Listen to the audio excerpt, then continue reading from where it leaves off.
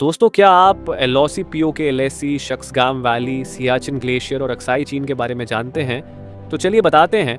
भारत में जम्मू कश्मीर और लद्दाख जो कि केंद्र शासित प्रदेश हैं, लेकिन यहाँ के कुछ क्षेत्र भारत के कंट्रोल में नहीं है। ये पीओके मतलब पाकिस्तान ऑक्यूपाइड कश्मीर, ये भारत का वो हिस्सा है जो अवैध तरीके से पाकिस्तान के कब्जे में है।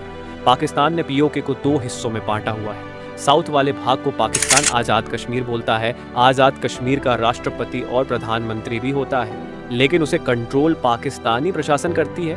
और नॉर्थ वाला भाग गिलगिट बाल्टिस्तान है। दोस्तों, इसी क्षेत्र में भारत की सबसे ऊंची चोटी और पूरे विश्व की दूसरी सबसे ऊंची चोटी K2 भी है। पीओके के ऊपर शेक्सगाम वैली है। ये हिस्सा पहले पीओके में था। 1970 में एक समझौते में पाकिस्तान ने इसे चीन को दे दिया था। तब से शेक्सगाम वैली पर चीन का कंट्रोल है। पीओके, जम्मू कश्मीर और लद्दाख के बीच की सीमा को एलओसी कहा जाता है। एलओसी मतलब लाइन ऑफ कंट्रोल है।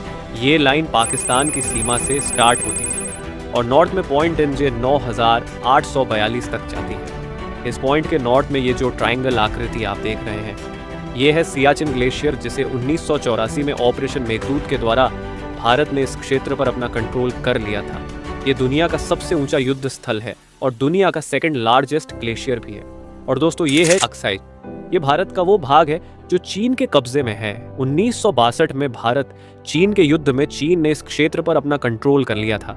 तब से ये चीन के कब्जे में है। तो जो रीजन भारत और चीन के एक्चुअल कंट्रोल में है, उनके बीच की सीमा को एलएसी यानी लाइन ऑफ एक्चुअल कंट्रोल द्वारा निर्धारित किया जाता है।